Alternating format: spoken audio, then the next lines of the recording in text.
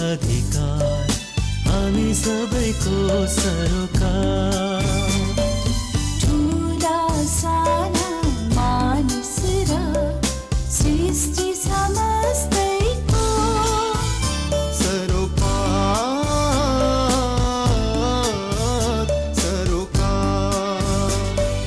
बाल अधिकार हामी सबैको सरोकार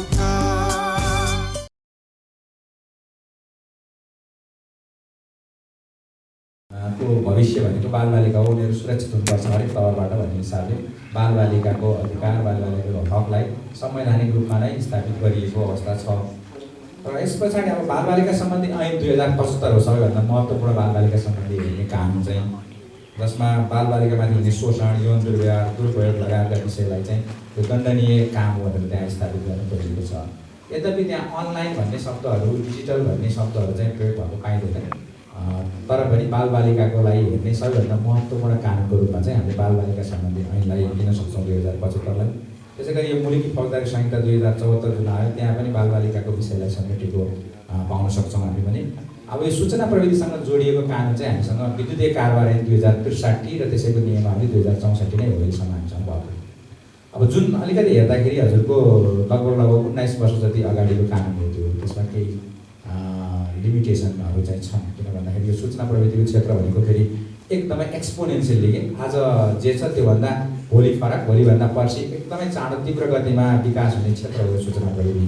ती विषयहरूलाई समेट्ने हिसाबले केही त्यसमा सीमितताहरू चाहिँ रहेका छन्। तर पनि त्यसमा कम्प्युटर तथा कम्प्युटरजन्य सामग्रीहरूको प्रयोगबाट हुने गरेका जति पनि होइन जालसाजी फ्रड अथवा त्यसबाट हुने गरेका जुन मानिसलाई असर पार्छन् विषयहरूलाई म्यानेज गर्ने हिसाबले केही कुरा चाहिँ त्यसमा राखिएका छन्। र यसमा हामीले अलिकति होमवर्क पनि गरेका थियौँ यो सूचना प्रविधि र साइबर सुरक्षा विधेयक ल्याउने भनेर हामीले संसदमा टेबलै पनि भइसकेको अवस्था चाहिँ थियो। तर बिचमा एउटा जुन अहिले हाम्रो नयाँ परिस्थिति सिर्जना भयो त्यसले गर्दाखेरि संसद चाहिँ छैन होइन। तर पनि अब यसलाई हामी जति मेहनत गरेका थियौँ त्यो एउटा हाम्रो एसेटको रूपमा रहेको छ। यसलाई अझै समय सापेक्ष रूपमा परिमार्जित गरेर ल्याउने काम हामीबाट हुन्छ नै, त्यसमा काम भइरहेको छ भन्ने कुरा पनि म निवेदन गर्न चाहन्छु। त्यो सँगसँगै अहिले एउटा अनलाइन बाल सुरक्षा निर्देशिका 2076 पनि हाम्रो कार्यान्वयनमा रहेको छ। यो चाहिँ दूरसञ्चार प्राधिकरणले कार्यान्वयनमा ल्याएको निर्देशिका हो।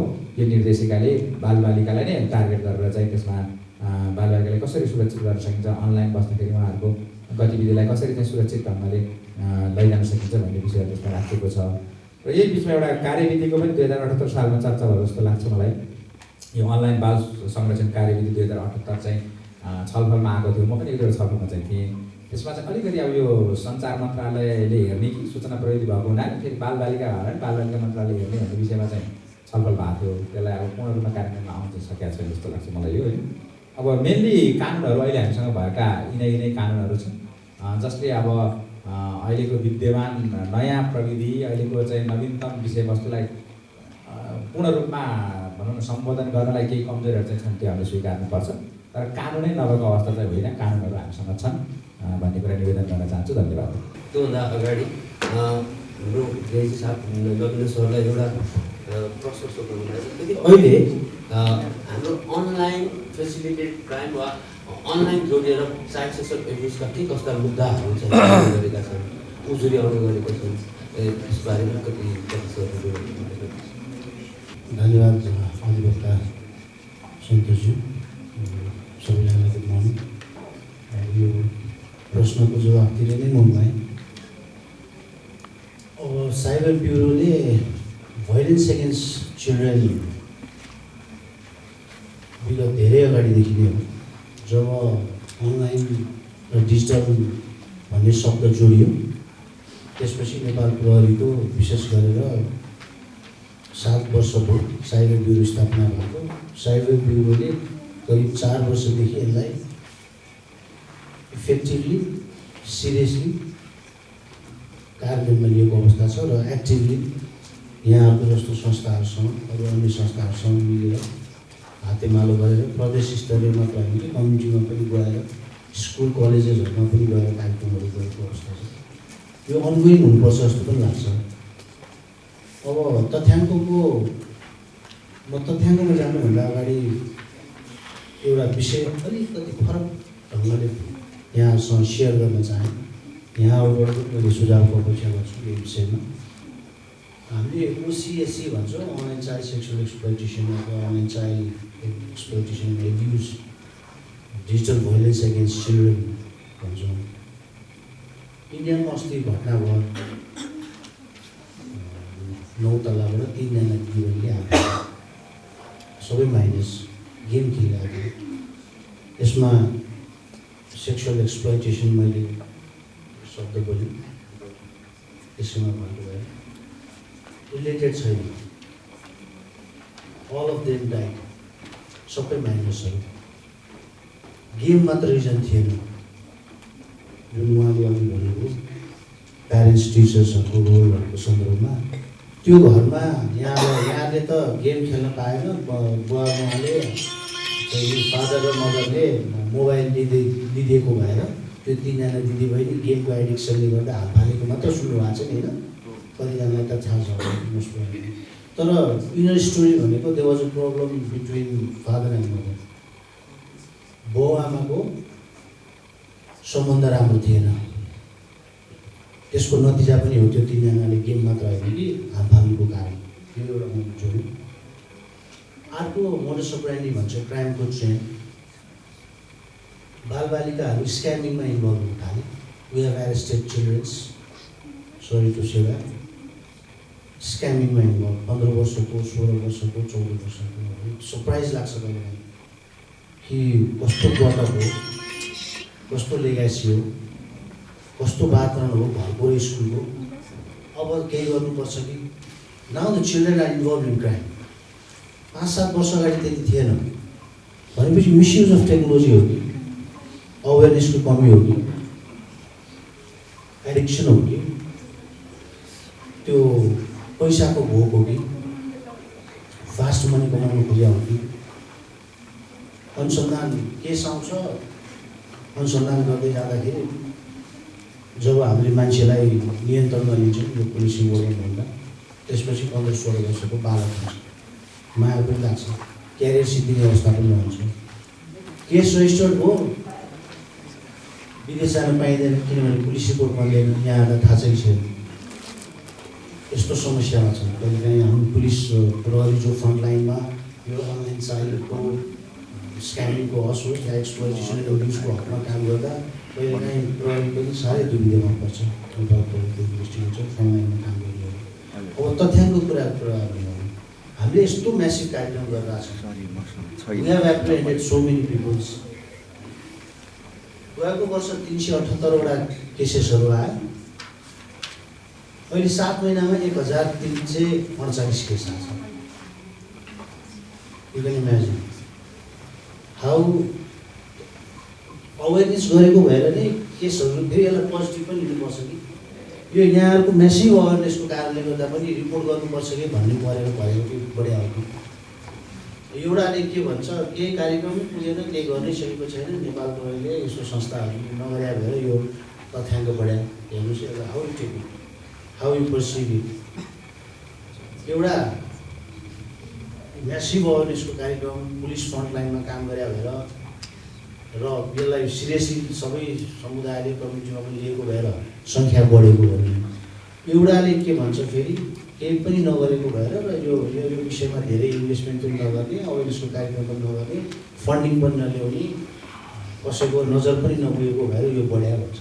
So I leave it up to you which one is correct है। तर मलाई जहाँसम्म लाग्छ रिपोर्ट गर्नुपर्छ है भन्ने नै भएपछि यो सङ्ख्या बढाइ हुनुपर्छ जस्तो लाग्छ मेरो अनुसार। गएको वर्ष अब सबैमा मुद्दा चलाउनु भन्ने हुँदैन।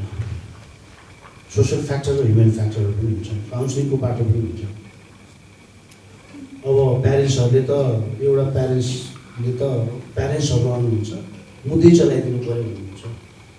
त्यो बालक या बालिका बिलो 17 इयर्स हो। हामीले काउन्सिलिङ पनि गर्छौँ। कहिलेकाहीँ पऱ्यो भने हामी पुलिसिङ भाषामा भन्दा हाजी जवानीमा छोड्ने, तारिखमा छोड्ने, प्यारेन्ट्सको जिम्मा लगाएर भोलि मुद्दा चल्दाखेरि भोलि त्यो बालबालिकाको क्यारियर नै समाप्त हुने अवस्था पनि रहेको भएर मोस्टली सङ्ख्यात्मक हिसाबमा 1348 भए तापनि हामीले मुद्दै चलाउनु भनेको 4-5 वटा मात्र चलाउँछु। केस ठ्याक्क भन्दा 3टा मात्र चलाएको छु यो 7 महिनामा।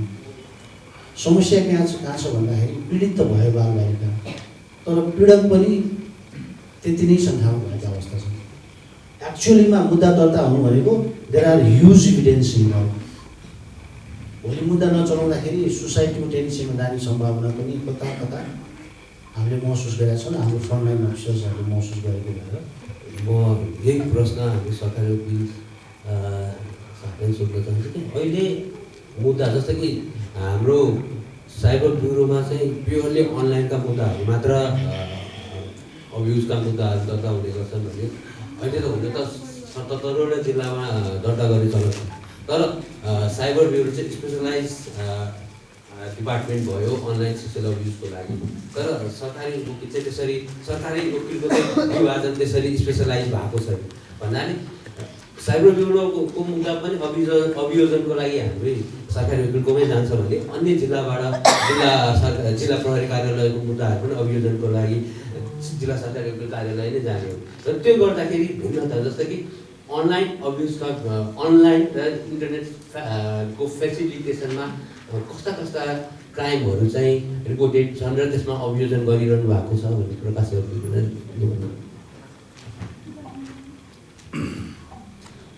धन्यवाद सन्तोष सर, यो प्लेटफर्मको लागि पनि धन्यवाद फेरि पनि। अभियसली नवीन सरले भनिसक्नु भएको छ अनलाइन फेसिलिटेड क्राइमहरू धेरै भइरहेको छ, सङ्ख्यात्मक रूपमा पनि बढिरहेको छ। अब हामीले अभियोजन गर्ने क्रममा हाम्रोमा कस्ता खालको मुद्दाहरू आइरहेछ भन्दाखेरि अघि नै सरले भनिसक्नु भएको छ, एउटा सोसियल फ्याक्टर हुन्छ, एउटा बिहेभियरल फ्याक्टर हुन्छ, अर्को भनेको क्राइमको मेन्टालिटी भएको अर्को फ्याक्टर हुन्छ। क्राइमलाई हामीले प्रोसिक्युसन गर्दाखेरि र इन्भेस्टिगेसन गर्दाखेरि अब स्पेसली अपराधमा अनुसन्धान गर्दाखेरि वा हामीले अभियोजन गर्दाखेरि यसमा त्यो कसुर घटाउनको लागि इन्टेन्सन छ वा छैन भन्ने कुरा प्रमुख मेजर पाटोको रूपमा रहन्छ। त्यसलाई त्यो इन्टेन्सनलाई हामीले स्टार्टिङमा हेर्छौँ। त्यो इन्टेन्सनको पाटो ल्याकिङ भएको हकमा अघि सरले भन्नुभयो जस्तै त्यसमा केही कुराहरूमा इन्टेन्सन छैन। अब अघि भन्नुभयो पीडित पनि बालबालिका छन् भने पीडक पनि बालबालिका छन्। र त्यो पीडक बालबालिका भएको अवस्थामा तिनीहरूको इन्टेन्सन चाहिँ उसलाई म हार्म गर्छु, उसलाई म अप्ठ्यारो पार्छु भन्दा पनि त्यो भन्दा पनि केही रमाइलोको लागि, साथीहरूसँग केही सेयरिङको लागि वा उसको उमेर अनुसारको जुन उत्सुकता छ, जुन एउटा उमेर यो टिनेजर्स इयर्समा त जेमा पनि के हो कसो हो एउटा कौतूहलता हुन्छ, त्यसैको समाधानको लागि पनि त्यस्ता कामहरू गरिरहेको अवस्था हुन्छ। त्यस्ता कुराहरूले गर्दाखेरि त्यो कुराहरूलाई चाहिँ समाधान अब धेरै कुराहरू साइबर ब्युरोबाट वा प्रहरी कार्यालयबाटै हुने भइरहेको छ। यद्यपि त्योभन्दा बाहेकको इन्टेन्सनल क्राइमहरू आइरहेको भनेको अब मैले पहिला पनि भन्ने गरेको छु, अनलाइनबाट अफलाइन हुने इन्सिडेन्टहरू पनि धेरै छन्। अनलाइनबाट अफलाइन हुने इन्सिडेन्ट भनेको चाहिँ सुरुमा अनलाइनमा कन्ट्याक्टमा आयो। अहिले हामी यो अपराध जति पनि हाम्रो अपराधहरू भइरहेको छ, चाहे महिला विरुद्ध होस्, चाहे बालबालिका विरुद्ध होस्, चाहे अरू पुरुष विरुद्ध नै किन नहोस् वा अब एलजिबिटिआईक्यूको विषय फरक नै छ। फेरि त्योसम्म पुग्ने मिन्स भनेको अनलाइन प्लेटफर्म नै बनेको छ। सबै क्राइमको हिस्ट्री हेर्ने हो भने त्यो पीडितसम्म पुग्ने त्यो प्रतिवादी वा कसुरदार जो छ, कसुरदारको जुन मिन्स भनेको अनलाइन प्लेटफर्म नै बनेको छ।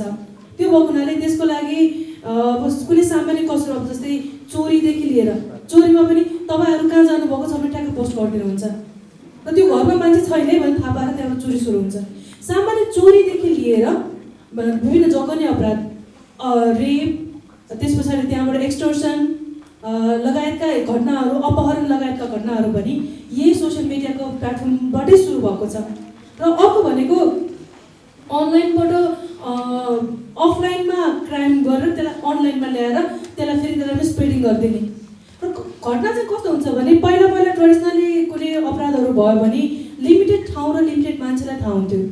तर अहिले यो अनलाइनको प्लेटफर्म युज गर्नाले गर्दाखेरि सामान्य इस्युलाई पनि सारा संसारलाई थाहा हुने र त्यसले गर्दाखेरि ट्रमाटाइज हुने रेसियो चाहिँ निकै हाई भएको छ। त्यही भएको भएर कुनै पनि अपराध कति अनलाइन फेसिलिटेड क्राइम कुन मात्र भनेर भन्न सक्ने अवस्थै छैन सर। अहिले सबै कसुरहरू अनलाइन फेसिलिटेड छन्। त्योमा पनि बालबालिकासँग जोडिएको इस्युहरूमा चाहिँ धेरै जसो यो पोर्न रिभेन्सका कुराहरू पहिला बालबालिकालाई युज गर्यो, त्यस पछाडि चाहिँ तैँले फेरि तेरो बडी युज गर्न दिइनस् भने वा तैँले मलाई खुसी पार्न सकिनस् भने म यो गरिदिन्छु, एउटा रिभेन्सको बाटो। र उसको प्यारेन्ट्ससँग सेक्स टर्सन भनिन्छ भन्छौँ शब्दमा हामी, त्यो प्यारेन्ट्ससँग चाहिँ तेरो बच्चाहरूको यस्तो छ, मसँग पैसा ले, तेरो बाबासँग पैसा निकाल्थे भन्ने किसिमको त्यस्ता खालका घटनाहरू भइरहेको छ। र अब अघि कुरा पनि आयो, यस्ता कुराहरूलाई हामी अभियोजनकर्ताले हेर्दाखेरि कसुरलाई हामीले त्यसलाई कन्ट्रोल गर्नको लागि हामीलाई लिगल मेकानिजम नै चाहिन्छ। लिगल मेकानिजमको हकमा चाहिँ अघि नै कुरा आइसकेको छ। अब एउटै कानुन छ हामीसँग, विद्युतीय कारोबार ऐन, तर त्यो कारोबार ऐनले मात्रै यसलाई समाधान गर्न सकिरहेको छैन। तर त्यसको सेक्युरिटीको पर्पजको लागि हामीसँग यो पीडित अपराध संरक्षण ऐन पनि छ। त्यसमा केही कुराहरूमा पीडितहरूलाई संरक्षण गर्नको लागि केही दफाहरू राखिएको अवस्था छ। हामीसँग केही थोरै मात्र ऐन छ र त्यसको लागि स्पेसलाइज ऐन आउनु बाँकी नै छ। अब त्यो अगाडि पनि एउटा एसएसको रूपमा भनिसक्नु भएको छ राजकुमार सरले, यो एसएसको रूपमा रहेको छ। अब भोलि संसद आइसके पछाडि त्यसलाई पुनः अगाडि बढाउँछ नै होला, बढ्छ नै होला। हामी पनि अपेक्षामा छौँ, हामी पनि प्रतीक्षामा छौँ त्यसको। ठ्याक्कै यही राधिका म्यामले भन्नुभएको एउटा कुरालाई नै जोडेर, जस्तो कि पहिला थोरै मान्छेलाई थाहा हुन्छ क्राइम, अहिले सबैजनालाई थाहा हुन्छ, जसले गर्दा ट्रमाटाइजेसनहरू पनि बढिरहेको छ। भने यो अनलाइनको बढ्दो प्रयोगले गर्दाखेरि प्राइभेसीको कुरा, कन्फिडेन्सियालिटीको कुरा अनि डाटा प्रोटेक्सनको कुरामा नि धेरै प्रश्नहरू आइरहेको छ। भने यी कुराले गर्दाखेरि इन्भेस्टिगेसनमा अहिले इन्भेस्टिगेसनमा कतिको च्यालेन्जेस छ र अहिले अनलाइन फेसिलिटेटेड क्राइमहरूमा इन्भेस्टिगेसन गर्न के कति च्यालेन्ज छ भनेर नवीन सरलाई मैले फेरि प्रश्न गर्छु। हाम्रो सन्तोषजीले राम्रो क्वेसन गर्नुभयो। यो अलिकति पोलिसी गर्न जाँदा यो अनलाइन चाइल्ड एक्सप्लोइटेसनले युज ओसिएसी भन्छौँ, सिसाम भन्छौँ, यसमा नेपालभित्र नै घटनाहरू घटेका अवस्था छन्। पहिला विदेशी तत्त्वहरू इन्भल्भ हुन्थे यहाँ भिक्टिम गराउनलाई, एक्सप्लोइट गराउनलाई। अहिले नेपाललाई गरेको अवस्था छ। अरू छिमेकी मुलुकहरू इन्भल्भ भएको पनि हामीसित नजिरहरू छन्। तर रिसेन्ट एक्टिभिटिजमा नेपालमै सबै अपराध भइरहेको अवस्था छ। अनुसन्धानको जुन सिलसिला उहाँले सोध्नुभयो र यहाँको जानकारीको लागि पनि यो डिजिटल भाइलेन्स भनौँ या इन्टरनेट फेसिलिटेड क्राइम भनौँ, यो क्राइमहरू भनेको अब अहिलेको अवस्थामा यो transborder crime, cross border crime, transnational crime जुन वित्तीय कारोबारले 2063 परिच्छेद 9ले एड्रेस गर्दैन। We need to change that. अब मैले बुझ्ने भएको छ, नेसनल कोअपरेसन होइन, इन्टरनेसनल कोअपरेसन। हामीले इन्टरनेसनल कोअपरेसन छैन भन्छौँ, किनभने जति पनि platform, social media, digital platform Nepal बाहिर छन्। TikTok, Facebook, LinkedIn, WhatsApp, whatever you call, YouTube, Gmail, Yahoo, हामीले इन्टरनेसनल कोअपरेसन छैन। तर नेसनल कोअपरेसनमा पनि कमी छ। हाम्रा सेवा प्रदायकहरू छन्, हाम्रो नेपाल नियामक निकाय छन्, नेपाल दूषित प्राधिकरण, त्यसको मार्फतमा 127 भन्दा बढी इन्टरनेट सर्भिस प्रोभाइडर छन्। इन्फर्मेसन कहाँ हुन्छ, के हुन्छ, उहाँहरूको पनि लिमिटेसन छ। उहाँहरूले मात्र इन्फर्मेसन दिनु भएन। भने यो यति चुनौतीका विषयहरू छन् अनुसन्धानको सिलसिलामा। र सबभन्दा ठुलो चुनौती भनेको एउटा म सानो उदाहरण दिन्छु। कुनै 17 वर्षको बालबालिकाको बिचमा ग्रुप क्रिएट गरेर अनलाइन एक्सप्लोइटेसन, एब्युज मात्र होइन कि आपत्तिजनक अब्जेक्सनल भिडियोहरू हेरेको अवस्थामा के गर्ने? एडल्टको हकमा त हामीले मुद्दै चलायौँ कि यसले प्रोभोक गर्छ, सोसाइटीलाई नकारात्मक दिशामा लैजान्छ।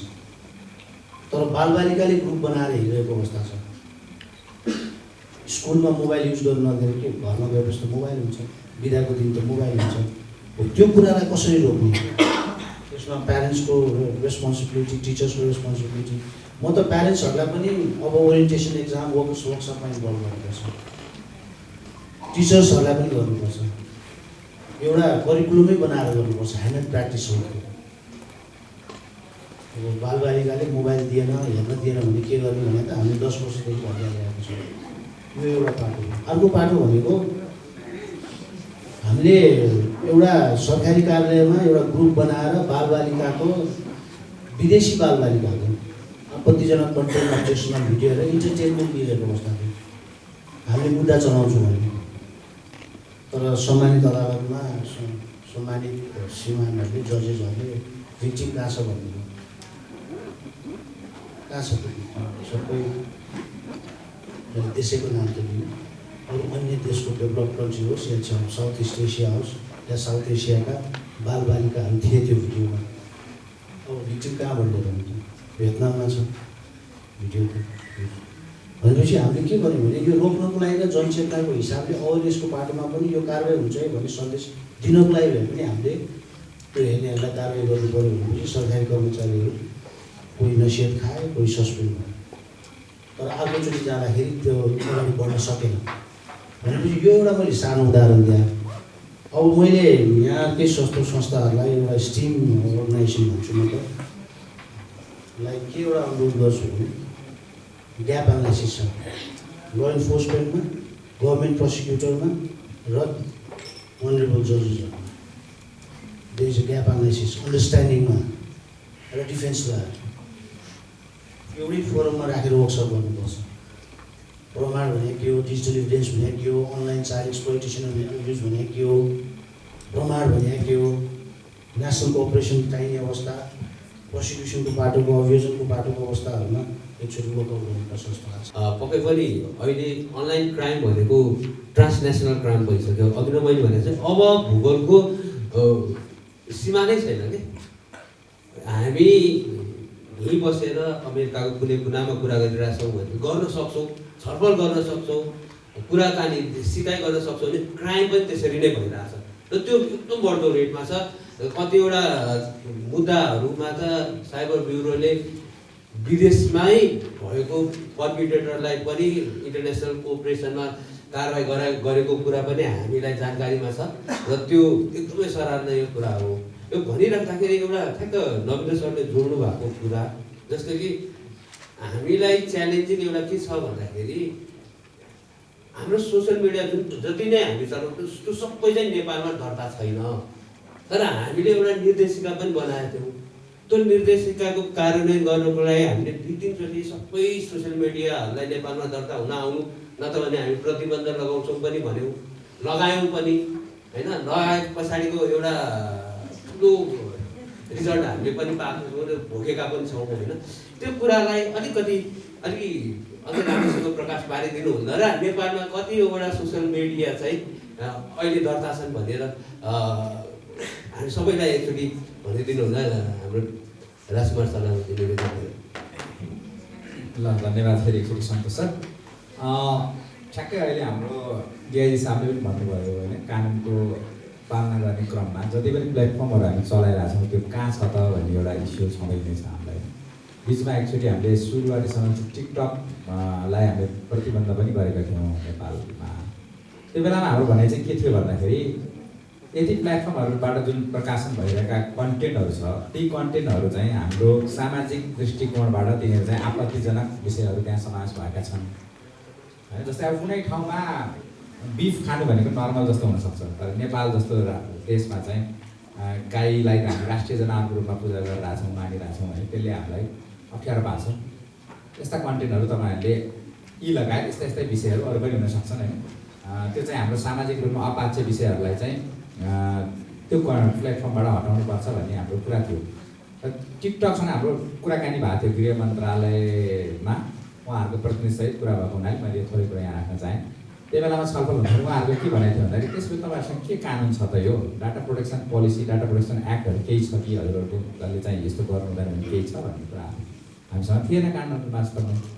अनि उहाँहरूले चाहिँ अहिले जुन कन्टेन्टहरू होस्ट हुने चाहिँ सिङ्गापुरबाट हुने गर्थ्यो अनि सिङ्गापुर र नेपाल बिचमा कुनै त्यस्तो एमल्याट भन्छ मल्टी लिगल एसिस्टेन्स ट्रिटी भन्छ के अरे एमल्याट त्यस्तो म्युचुअल लिगल एसिस्टेन्स ट्रिटी छ त तपाईँहरू बिचमा सिङ्गापुर र नेपाल बिचमा भन्दा त्यो पनि हामीसँग छैन भनेपछि अनि उहाँहरूले त्यस विषयमा त्यति धेरै तदारुकता देखाउनु भएन तर हामीलाई त फेरि त्यो गर्नु नै थियो भने चाहिँ बन्द गर्ने एउटा चरणमा हामी गएका थियौँ र त्यो बेलामा बन्द गरे पनि झन् बढी चलाएको थियो टिकटक त्यो अनुगमन गर्ने एउटा समितिमा म थिएँ होइन थुप्रै होइन नवीन सरले भने जस्तो हामीसँग लगभग 100+ आइएसपीहरू छ, इन्टरनेट सर्भिस प्रोभाइडरहरू।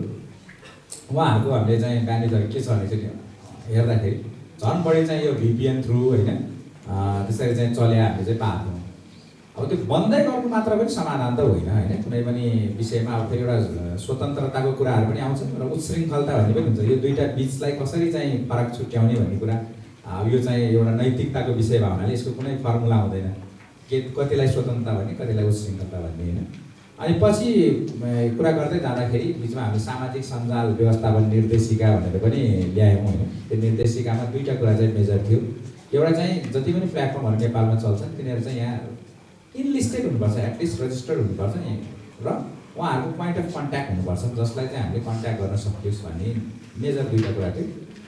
त्यसलाई राम्रो रूपमा लिएर मैले अहिलेसम्म जानकारी भएपछि मसँग 4 जति मात्रै दर्ता हुनुभएको है, जसमा भाइबर छ एउटा, अहिले हामीले धेरै चिनेको, अर्को चाहिँ 2-3टा नाम त्यति सुने प्लेटफर्महरू छैनन्।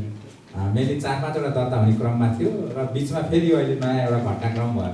बिचमा फेरि एकचोटि यो सामाजिक सञ्जालहरू सबै प्रतिबन्धित गर्ने हिसाबको कुराकानी भइसके पछाडि र नयाँ मुभमेन्ट आइसकेपछि यसमा फेरि एकदम हामीलाई चाहिँ बाधा नै भएको छ। त्यो कुरा अहिले गर्नै नहुन् जस्तो अवस्थामा हामी पुगेका छौँ है। तर हाम्रो के मात्र भनाइ हो भन्दाखेरि सामाजिक सञ्जालहरू जुन भूगोलमा चल्छ तिनीहरू त्यहाँको कानुनलाई त मान्नुपर्ने हुन्छ नि त, कम्तीमा रेजिस्टर हुनुपर्ने, त्यसपछि करका दायराहरू होला नि, त्यो आफ्नो ठाउँ चाहिन्छ र एउटा पोइन्ट अफ कन्ट्याक्ट चाहिँ हुनुपर्छ भन्ने सिम्पल मात्र थियो र त्यसमा पोजिटिभै पनि हुनुहुन्थ्यो उहाँहरू।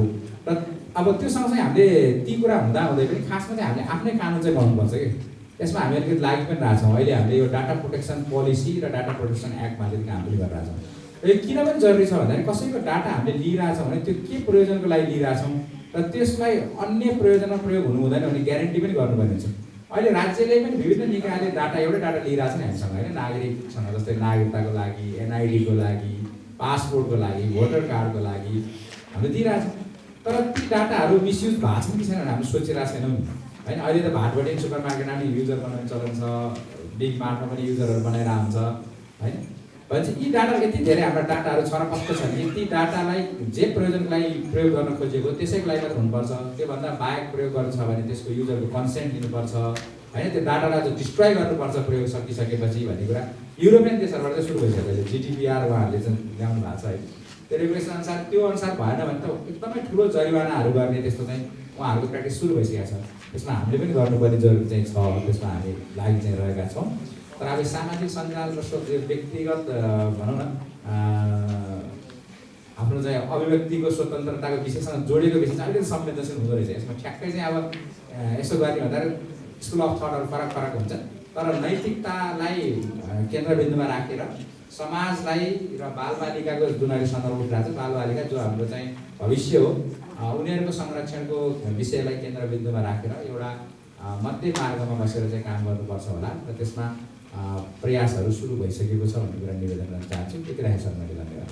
विषयमा पनि हामी भनिरहेको छौँ भने कस्ता कस्ता रिस्क फ्याक्टरहरू चाहिँ तपाईँहरूले त्यो कार्यक्रमहरूमा उहाँहरूसँग भेट्दा इन्टरेक्सन गर्दा रिस्क फ्याक्टरहरू के कस्ता देख्नुभयो त्यो चाहिँ हो जस्तो लागेर तपाईँहरूले उहाँहरूलाई यदि छुट्टीमा आउनु भएको छ भने प्रहरीमा लैजाने कतिको मोटिभेट गरिरहनु भएको छ। त्यो पनि प्रोग्राम सकिसकेपछि होस् या अगाडि नै होस्, यसरी हामी यो अर्गनाइजेसनबाट यसरी चाइल्ड प्रोटेक्सनको लागि हामी हिँडिरहेछौँ भन्ने कुराहरू उहाँहरूलाई थाहा भइसकेपछि चाहिँ उहाँहरूले दिदी एकछिन म हजुरसँग कुरा गर्छु, एउटा प्रब्लम थियो हजुरसँग सेयर गर्नु पऱ्यो भन्ने खालको कुराहरू ल्याउनुहुन्छ। मैले अघि पनि भनेको थिएँ होइन। त्यो भन्दाखेरि मोस्टली केस देख्ने भनेको चाहिँ हामीले सेक्सटोर्सन भयो होइन, अनलाइन ग्रुमिङ, ब्ल्याकमेलिङहरू, अनि त्यसपछि अर्को भनेको फेक प्रोफाइल होइन, यस्ता केसहरू चाहिँ हामीले एकदमै देखिरहेका छौँ। अनि अर्को भनेको ग्याम्बलिङ भयो, ह्युमन ट्राफिकिङ भयो, धेरै चाहिँ अहिले अनलाइनबाट देखिरहेका छौँ कि सबै ग्याम्बलिङ पनि ह्युमन ट्राफिकिङ पनि। त्यो संयन्त्रहरू जहाँ छन् त्यहाँका कम्युनिटी गाइडलाइन स्ट्यान्डर्ड फलो गर्ने, हाम्रो कम्युनिटी गाइडलाइन यहाँ हाम्रो समाज गाउँ बेसीहरू हेर्नुहुन्छ भने यहाँको कम्युनिटी गाइडलाइन फरक छ र त्यहाँको कम्युनिटी गाइडलाइन फरक छ। सो यो मैले यहाँलाई इन्फर्मेसनको हिसाबमा पनि यहाँले पनि यो कुरालाई पोजिटिभ लिएर समाजमा कम्युनिटीमा जानुपर्छ र यस्तो किसिमको विषयहरूको जानकारी गराउनुपर्छ जस्तो लाग्छ। Thank you so much. म त राधिका म्याडमलाई दुईवटा क्वेसन सोधिरहेको छु, किनभने चाइल्ड फ्रेन्डली कुरा गर्दा अब्युजन र इन्भेस्टिगेसनमा चाहिँ victim as a victim survivor र एज अ पर्पिट्रेटर भनौँ जुनलाई डेलिगेट भन्छौँ children in contact of law and children in conflict of law दुई फरक छ र त्यसको प्रक्रिया फरक छ। त्यो दुईटै प्रक्रियालाई कसरी भइरहेको छ त चाइल्ड फ्रेन्डली इन्भेस्टिगेसन एब्युज के भन्छ प्रोजिक्युसन कसरी भइरहेछ ती कुरालाई चाहिँ यसो प्रकाश पारिदिनु हुन राज्यपालले मैले रिक्वेस्ट गरेँ। धन्यवाद सन्तोष फेरि पनि अवश्य पनि हामीले अब बालबालिकाको विषयमा कुरा गरिरहँदाखेरि म सिधै प्रश्नमा गएँ।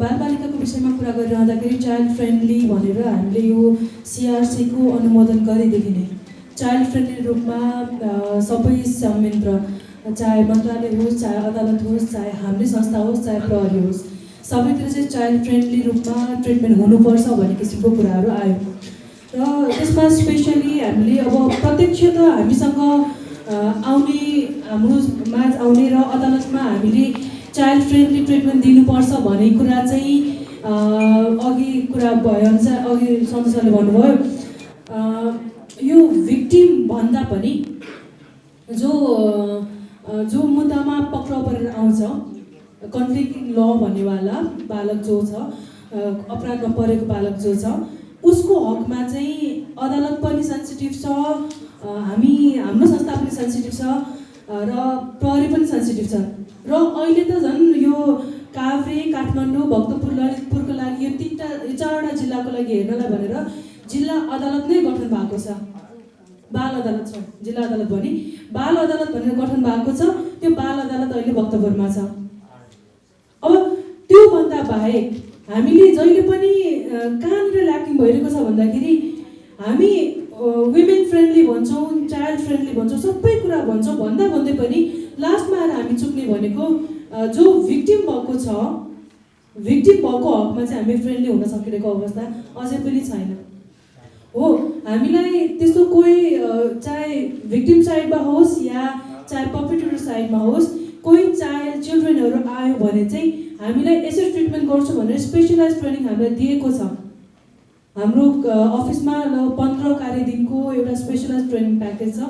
त्यो ट्रेनिङमा हामीलाई राखेको छ र हाम्रोमा वुमेन एन्ड चिल्ड्रेन सेल भनेर हामीले खोलेर हरेक जिल्ला अदालतमा र हाम्रो हरेक टायर अफ हाम्रो प्रोसिक्युसन अफिसमा जस्तै उच्च सरकारी वकिल कार्यालय विशेष सरकारी वकिल कार्यालय र महानिरीक्षकता कार्यालय तथा जिल्ला सरकारी वकिल कार्यालयहरूमा पनि त्यो टायरमा हरेक ठाउँमा महिला तथा बालबालिका सेल छ हाम्रो पनि। तर त्यति हुँदाहुँदै पनि हाम्रो फोकस चाहिँ कता छ भने यदि पक्राउ परे आएको चाहिँ चिल्ड्रेन भयो भने उसलाई दिने ट्रिटमेन्टमा हाम्रो फोकस रहेको अवस्था छ। तर हामीले त्यो भिक्टिम भएको चाइल्डलाई हामीले त्यसलाई काउन्सिलिङ गर्ने पाटो वा त्यो चिल्ड्रेनलाई चाहिँ हामीले अब अगाडि उसलाई त्यो कसुरसँग लड्नको लागि काउन्सिलिङ गर्ने पाटो अब उजुरी दिनको लागि हामीले काउन्सिलिङ गर्ने पाटो चाहिँ हाम्रो ल्याकिङ भइरहेको अवस्था छ।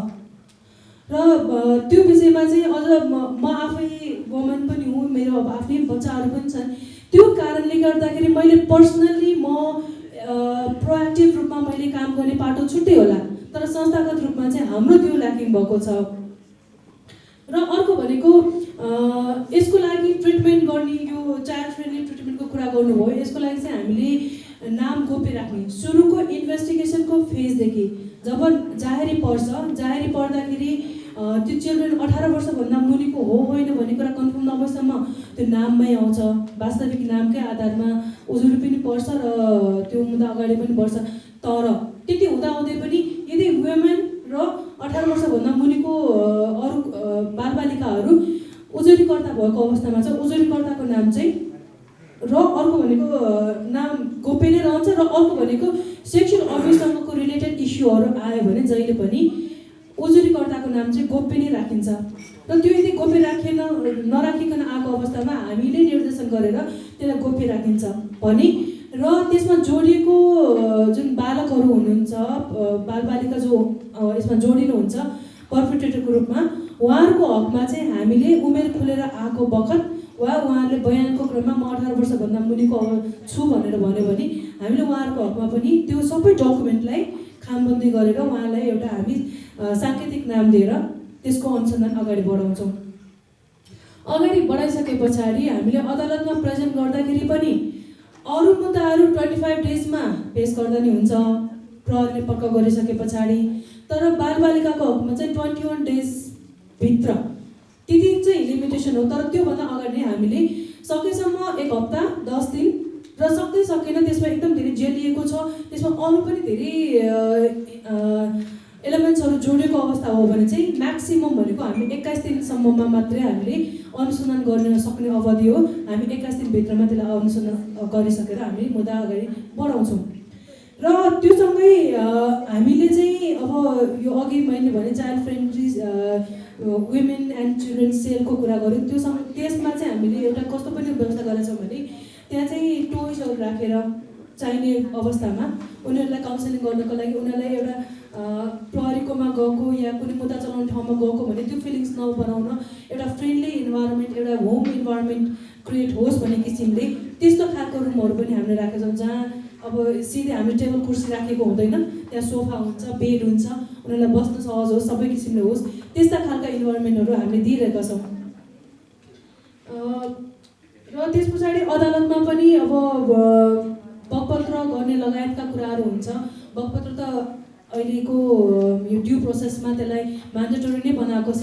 त्यस्तो हकमा चाहिँ ती बालबालिकालाई बगपत्र गराउनको लागि सिधै न्यायाधीशकै अगाडि अब त्यो बाल मैत्री इजलासमा बगपत्र गराउने भन्ने कुरा छ। त्यस्तो हकमा चाहिँ जो पर्पेट्रेटर्स हो पर्पेट्रेटरलाई चाहिँ साइडमा राखेर अर्को रुममा राखेर एउटा क्यामेरा हियरिङ गर्ने भन्ने कुराहरू पनि छ। र सँगै हामीले अदालतमा बहस गर्ने क्रममा वा अन्य कुराहरू प्रेजेन्ट गर्ने क्रममा यो बालबालिका सम्बन्धित मुद्दाहरूमा प्रेजेन्ट गर्ने क्रममा चाहिँ हामीले जहिले पनि क्यामेरा हियरिङ वा इन्क्लोज हियरिङको कुराहरू हामीले जहिले पनि उठाइरहेका हुन्छौँ।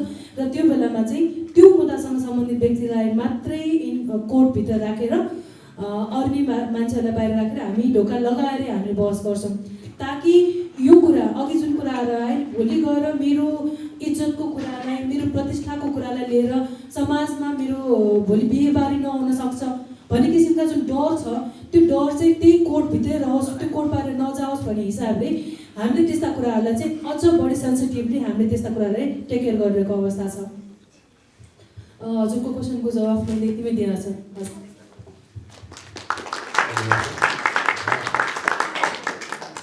एउटा प्रश्न त मलाई यो अहिले सान्दर्भिक भएर सोध्नै मन लाग्यो। जस्तै कि एआई जेनेरेटेड युट्युबमा भिडियोजहरूको कुरा भइराख्दाखेरि र एआईको व्यापक प्रयोग भइराख्दाखेरि हाम्रो नेपालमा पनि एआई पोलिसी आइसकेको छ। त्यो पोलिसीले यो एआईको डेभलपमेन्ट र प्रिभेन्सन अफ अब्युजलाई कसरी हेरेको छ यसो प्रकाश गरिदिनु हुन्छ राजकुमार सर? अब एआई चाहिँ अहिले जुन यति तीव्र रूपमा विकास भएर आइरहेको छ होइन, यसलाई अब हामीले चाहेर नचाहेर यसलाई छेक्न सक्ने अवस्था छैन। यसका राम्रा पक्षहरूलाई हामीले लिएर जाने हो। यसका धेरै राम्रा पक्षहरू पनि छन् फेरि होइन, तपाईँले चाहिँ कल्पना गर्न नसक्ने कुराहरू यसले दिन सक्छ, त्यसमा दुई मात्र होइन, त्यसलाई हामीले युटिलाइज गर्न सक्छौँ। अहिले कतिवटा देशले चाहिँ एआई मिनिस्ट्री मन्त्रालय नै एआई मन्त्रालय बनाएको भन्ने कुरा पनि तपाईँले न्युजमा सुन्नुभएको होला। सो नेपाल पनि यसको अछुतो रहन सक्दैन भनेर अस्ति भर्खरै मात्र हामीले चाहिँ एआई नीति 2082 ल्याएका छौँ र त्यही नीतिलाई टेकेर अस्ति कार्तिकको 4 गते हाम्रो मन्त्रीज्यूले निवर्तमान मन्त्रीज्यूले एआई सेन्टरको उद्घाटन पनि गरिसक्नु भएको छ र त्यसको लागि ओएनएमको काम पनि भइरहेछ। बाइ द वे यो चाहिँ कोइन्सिडेन्टली पऱ्यो, आज म त्यही छलफल पनि जान्छ, 3 बजे मिटिङ पनि छ, त्यसमा हामी काम गरिरहेछौँ। भनेपछि कानुनी हिसाबले नीति हामीले ल्याएका छौँ। नीति सँगसँगै अब ऐन बनेर आउनुपर्छ हाम्रो कानुनको लागि होइन, त्यसमा पनि हाम्रो होमवर्क सुरु हुन्छ र अहिले संस्था पनि बनिसकेको छ। त्यो संस्थालाई अझै स्ट्रेन्थिङ गरेर लानुपर्ने छ भन्ने कुरा थोरै निवेदन गरेर अब यसलाई कसरी एड्रेस गर्ने भन्ने कुरा सरले ल्याउनु भएको छ।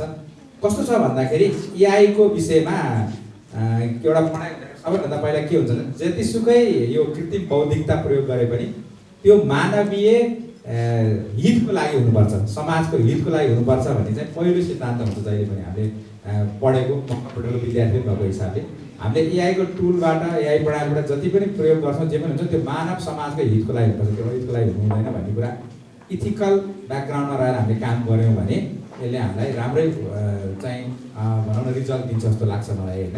र यसलाई अब कानुनी रूपले बाँध्ने त आफ्नो ठाउँमा छँदैछ। त्यो कानुनी भनेको चाहिँ पोस्ट विषय भयो, घटना घटिसक्यो, त्यसलाई कसरी ह्यान्डल गर्ने त्योभन्दा अलिक अगाडि नै हामी चाहिँ अवेर पनि हुनुपर्छ जस्तो लाग्छ होइन।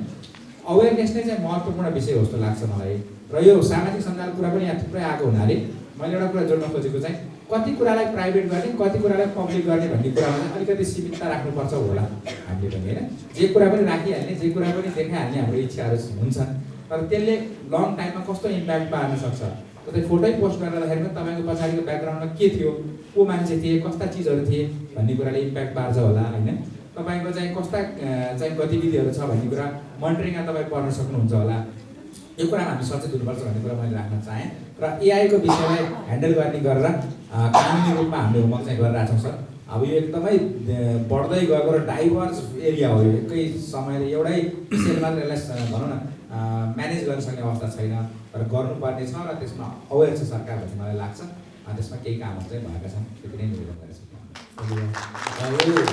यो प्यानल डिस्कसनलाई पुग्याउनु अगाडि जस्तै कि हामीले चाहिँ छलफल गऱ्यौँ, तर हामीले छलफल गर्दा गर्दै मेरो विषय चाहिँ आएन, मैले सोध्न मन आयो। मलाई चाहिँ अब यो यस्तो खालको प्यानल चाहिँ सधैँ भेट हुँदैन कि होइन। सरकारी वकिल पनि हुनुहुन्छ, या डिआइजी साहब हुनुहुन्छ, पोलिसी मेकर हुनुहुन्छ, युथ हुनुहुन्छ, उहाँहरूसँग केही कुराहरू सोध्न मन लागेको छ भने मैले चाहिँ फ्लोर ओपन गरेँ। हामी बढीमा 3वटा प्रश्न लिन्छौँ हुन्छ हुन्छ। आजभोलि चाहिँ नेपालको विभिन्न क्षेत्रहरूमा चाहिँ चिया अड्डा भन्ने चाहिँ खोलेको छ होइन, जसमा चाहिँ युवाहरू र बालबालिकाहरू चाहिँ इन्गेज हुनुहुन्छ। र त्यस विषयमा चाहिँ युवा र बालबालिकाहरू चाहिँ के कस्तो तरिकाले चाहिँ उहाँहरू त्यो चिया अड्डामा चाहिँ इन्गेज हुनुहुन्छ र यसले चाहिँ के कस्तो प्रभावहरू चाहिँ देखिएको छ भन्ने विषयमा चाहिँ प्रश्न पारिदिनु हुन चाहिँ यहाँलाई अनुरोध गर्दछु।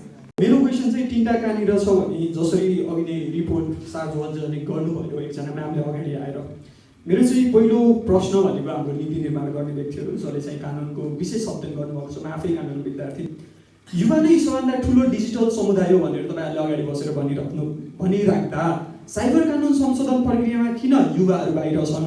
अनि युवाको भूमिका जहिले पनि परामर्शदाता हो कि निर्णयकर्ता पनि हुनुपर्ने आउने हो? अनि जसरी अघि नै रिपोर्ट सार्वजनिक हुँदा बागमती र गण्डकी प्रदेशको मात्र कुरा आयो होइन, त्यो पनि पक्कै कि काठमाडौँ कि पोखरामा डाटाबेसमा होला। त्योभन्दा दुर्गम एरियामा गएर कहिले डाटा रिसर्च हुन्छ? सधैँ किन हाम्रो सिभिलाइज अनि यस्तै होटेल रुममा राखेर वा अलि विकसित ठाउँको बालबालिका, मलाई के लाग्छ भने काठमाडौँ र पोखराको बालबालिकालाई अनलाइन सेफ्टी सिकाउनु पर्छ जस्तो त्यति धेरै लाग्दैन, किनकि दे आर वेल अवेर। पहिलो क्वेसन। अनि सेकेन्ड क्वेसन भनेको चाहिँ युथ चेन्ज मेकरलाई। नेपालमा 70% भन्दा बढी इन्टरनेट प्रयोगकर्ता युवा छन् र नेपाल प्रहरीको तथ्याङ्क अनुसार हरेक वर्ष साइबर अपराधको उजुरी तीव्र रूपमा बढिरहेको छ, जसरी अघि डिआइजी सरले भन्नुभयो। तर यो तथ्याङ्कलाई केवल सचेतनामा सीमित नगरी नीति परिवर्तनमा कसरी रूपान्तरण गर्न सकिन्छ सो द्याट चाहिँ त्यो उजुरीहरू घट्न सक्छ, किनकि अहिले बढ्दो क्रममा छ। र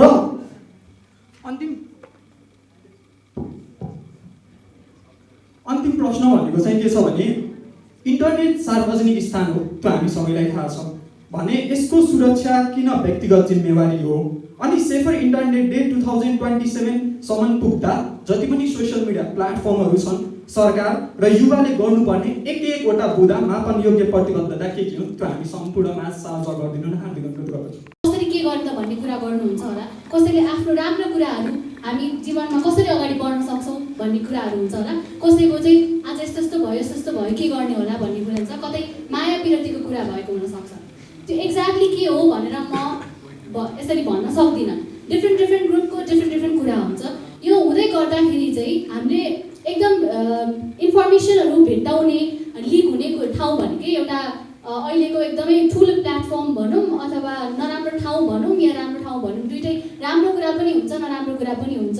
सो द्याट म चिया अड्डालाई नराम्रो ठाउँ पनि भन्न सक्दिनँ र राम्रो ठाउँ पनि भन्न सक्दिनँ होइन।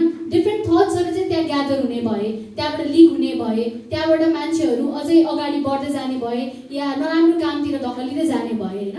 सो त्यो कारणले चाहिँ चिया अड्डामा चाहिँ ओसेकको प्रिभेन्टको बारेमा पनि कुरा भएको मैले कति सुनेको छु, किनभने हाम्रो ग्रुपको हाम्रो रेडानको मेम्बर्सहरू पनि चिया अड्डा जानुहुन्छ, कसरी प्रिभेन्ट गर्ने होला, कसरी युथहरूलाई चाहिँ ग्यादर गर्ने, कसरी अवेरमा चाहिँ हेल्प गर्दै जाने। हामी त डिफ्रेन्ट कलेजको भेला हुन्छौँ, डिफ्रेन्ट ठाउँबाट भेला हुन्छौँ नि त, त्यो भेला हुँदाखेरि चाहिँ हामी कसरी अगाडि बढ्ने होला त, रेडानमा जोइन हुनुहोस्, कसरी हामी अवेर गरौँ न त मान्छेहरूलाई, आफ्नो कलेजमा चाहिँ कसरी लिएर जाने होला, आफ्नो फ्यामिलीलाई कसरी अवेर गर्ने कुराहरू त्यहाँ सिकेको पनि मैले सुनेको छु। र इभन हामी आफैले पनि यो कुराहरू गर्छौँ। किनभने चिया अड्डा एकदम सजिलो ठाउँ हुन्छ कि जहाँ चिया खाऊँ भन्दाखेरि चिया सँगसँगै मिठो गफ पनि गरिन्छ नि त। त्यो गर्दै जाँदाखेरि चाहिँ त्यहाँ राम्रा कुरा पनि हुन्छन् नराम्रा कुरा पनि हुन्छन्। त्यही भएर म चाहिँ के भन्न चाहन्छु भन्दाखेरि चिया अड्डामा सबै खालका कुराहरू हुन्छन्। यो प्रोटेक्टको मात्र कुरा नभइकन यसमा कसरी यसलाई कसरी नराम्रो ढङ्गले अगाडि बढ्ने होला जस्ता कुराहरू पनि त्यहाँनिर देख्न सकिन्छ।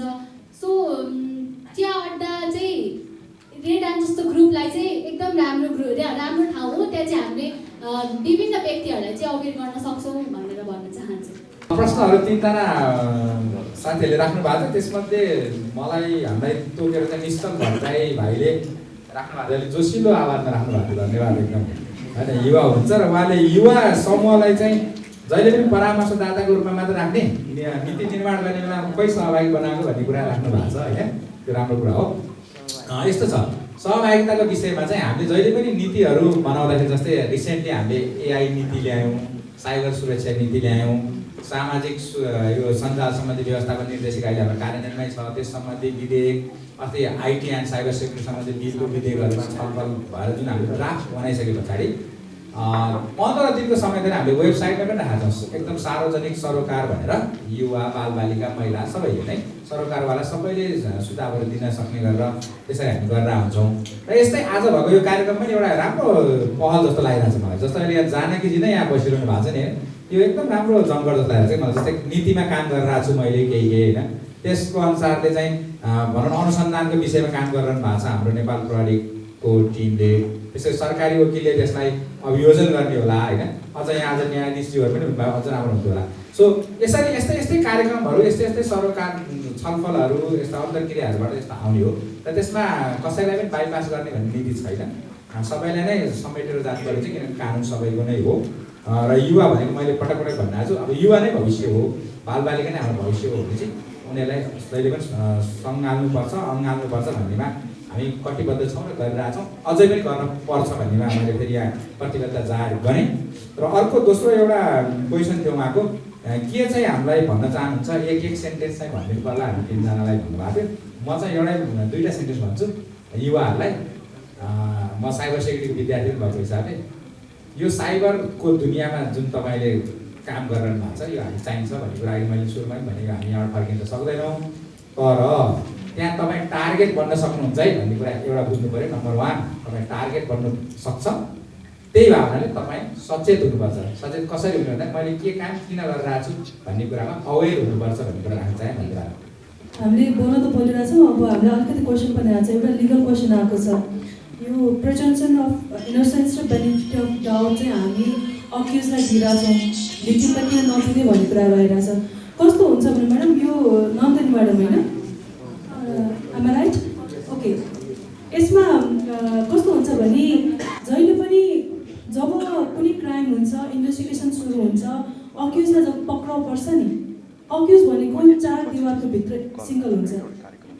तर उसको अगेन्स्टमा क्राइम अनुसन्धान गर्ने र त्यसको लागि फ्याक्ट फाइन्डिङ गर्ने टोली भनेको पुरै राज्यको संयन्त्र हुन्छ। त्यहाँ त्यति बेला उनलाई कुनै करकाप कुनै बल प्रयोग गरेर उसलाई इन्भेस्टिगेसन गर्नुभन्दा उसलाई जबसम्म क्राइमको प्रुभ हुँदैन तबसम्म चाहिँ उसलाई इनोसेन्सको त्यो बेनिफिट पनि दिनुपर्छ। अर्को भनेको डाउट, कुनै एउटा डाउट भयो भने त्यो डाउट हुँदै चाहिँ उसलाई क्रिमिनल डिक्लेयर गर्नु हुँदैन भने दिएको उसलाई बेनिफिट हो त्यो। र अर्को भनेको कस्तो भने जहिले पनि हामी स्टेटमेन्ट बेस इन्भेस्टिगेसनको ट्रेडिसनल हाम्रो सिस्टम छ नेपालमा, नभएको होइन। तर पनि अहिलेको पछिल्लो डेभलपमेन्ट हेर्ने हो भने तपाईँ सर्वोच्च अदालतबाट प्रतिपादन भएका मुद्दाहरूको रेसियो नै हेर्नुभयो भने पनि त्यसमा मात्रै स्टेटमेन्टलाई बेस भएर फैसला गरेका फैसलाहरू छैनन्, त्यस्ता हिस्ट्रीहरू छैनन् हाम्रोमा। त्यसमा भएका जुन सबुत प्रमाण भन्छौँ नि हामी, ती सबुत प्रमाणहरूको आधारमा यसमा त्यसको डिग्री आएको अवस्थाहरू पनि धेरै छन्। त्यो भएको भएर स्टेटमेन्ट बेसी होस्टाइल भएको भन्ने जुन कुरा गर्नुभयो, होस्टाइल भएरै मात्रै त्यो मुद्दा ठहर नभएको छैन, ठहर भएको पनि छ। होस्टाइल चाहिँ यो आधारको सबुत प्रमाणहरू हुँदाहुँदै पनि होस्टाइल भएको हुनाले होस्टाइल बगपत्रलाई चाहिँ प्रमाणमा लिन मिलेन। यो सबै प्रमाणहरूको आधारमा चाहिँ यसलाई कसैलाई ठहर गरेको भनेर त्यस्ता ठहर गरेका मुद्दाहरू तमाम छन्। त्यही भएको हुनाले यो स्टेटमेन्ट बेस इन्भेस्टिगेसन अहिले छैन भन्ने कुरा गर्न चाहेँ। सबैजनालाई विशेष गरेर आयोजकहरू पहिले नै भने मैले धन्यवाद दिन चाहेँ। अहिलेको युथको level of thinking, level of knowledge म त एक्सिलेन्टै भन्छु। They are working very hard र अन्तिममा कहाँ गएर मैले जोड्न चाहेँ भने चिया अड्डा। यसलाई टेक इट भेरी पोजिटिभली। मेरो छोरो पनि जान्छ, अब आज गएर सोध्छु म त्यहाँ के कुरा हुन्छ भने सिरियसली आम टकिङ टु। तर पोजिटिभ पार्ट के छ थाहा छ यसमा? पहिला ठमेलमा जाउँ न, पबमा जाउँ भन्थे, अहिले चिया अड्डा भन्छ। ल इन्टरनेसनली अध्ययनले रिसर्चले पनि देखाउँछ youngsters are no more in the alcohol, youngsters are in coffee, cappuccino, espresso, americano and चिया अड्डा। Thank you once again for the thank you. अधिकार हामी सबैको सरोकार।